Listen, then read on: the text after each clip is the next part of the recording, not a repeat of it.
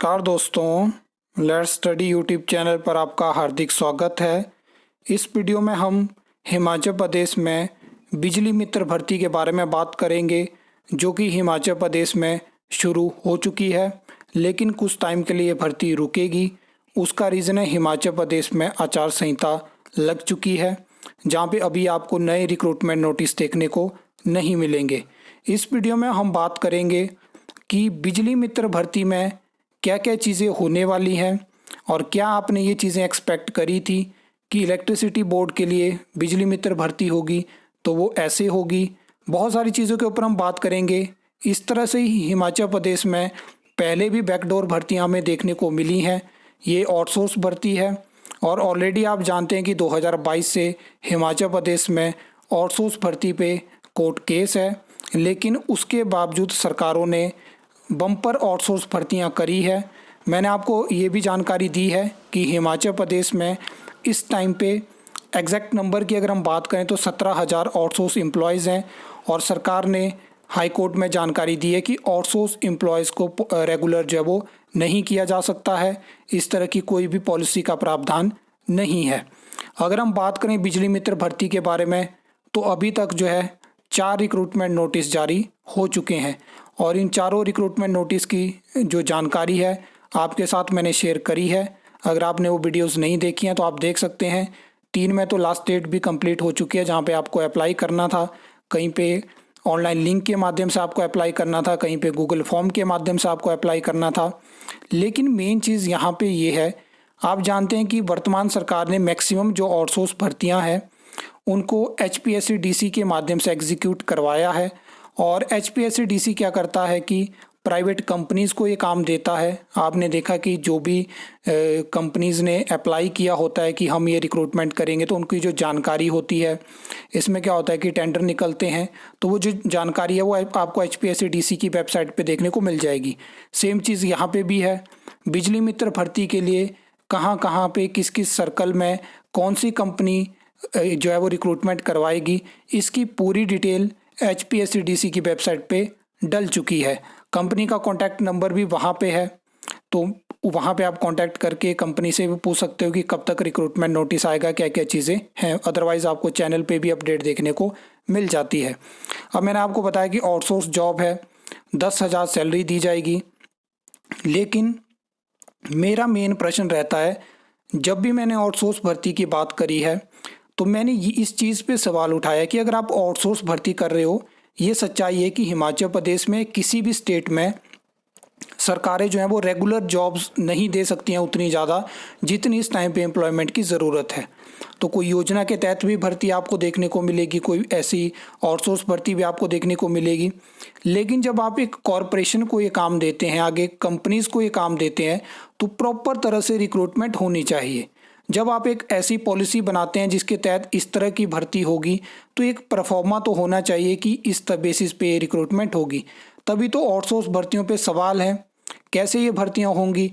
जहाँ पे क्या होता है, हेल्पर भर्ती में भी हमने देखा कि कहीं पे कोई कंपनी जो है वो जो वहाँ पे जो स्टूडेंट उस दिन वॉक इन इंटरव्यू में जा रहे हैं उनसे फ़ीस ले रही है।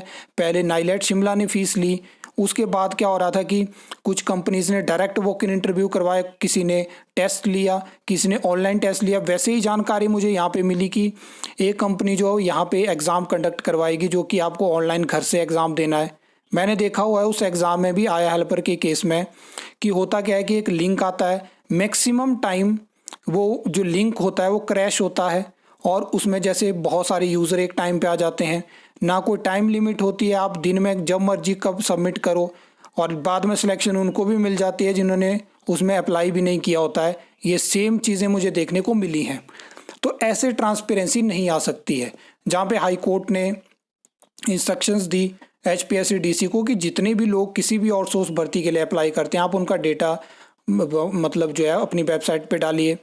लेकिन मेरा एक मेन प्रश्न है कि सिर्फ डेटा क्यों, क्या रिज़ल्ट नहीं डाले जा सकते हैं?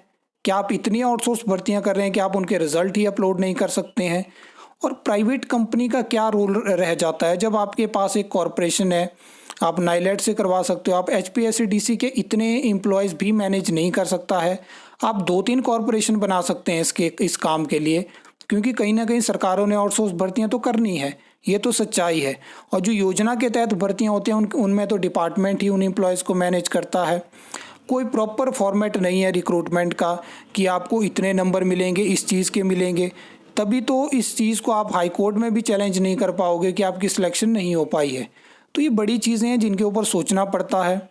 कहीं ना कहीं आउटसोर्स जॉब भी उनको मिलनी चाहिए जिनकी मतलब प्रॉपर उनके पास क्वालिफिकेशन है, जिनको ज़रूरत है, जो डिज़र्विंग है। कहीं ना कहीं ऐसा होता है कि बहुत सारे स्टूडेंट लंबा वेट नहीं कर सकते हैं। सरकारी भर्तियां 3-3, 4-4, 5 साल के बाद देखने को मिलती हैं। किसी की फैमिली कंडीशन ठीक नहीं होती है, किसी के ऊपर और रिस्पॉन्सिबिलिटी होती है, कोई बाहर नहीं जा सकता है, किसी को ऐसा होता है कि हम अपनी स्टेट में जॉब करेंगे। कुछ का ऐसा बहुत सारे रीज़न होते हैं। बहुत सारे स्टूडेंट, बहुत सारे लोग हमसे इस तरह के रीज़न के साथ कांटेक्ट करते हैं।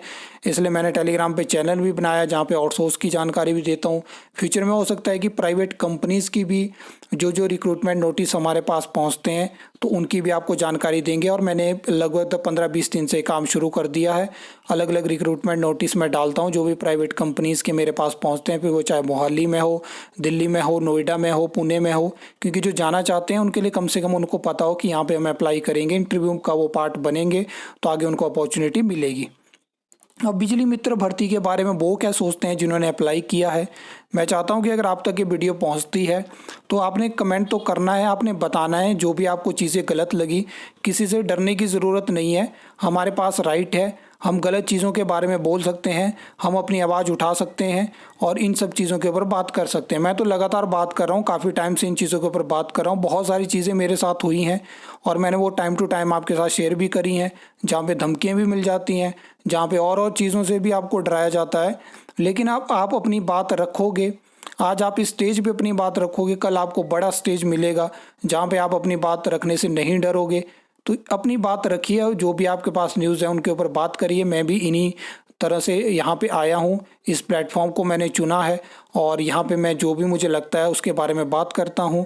आई होप आपको मेरे व्यूज़ अच्छे लगे होंगे और आप एग्री होंगे कि ये चीज़ें हुई हैं और ये चीज़ें नहीं होनी चाहिए।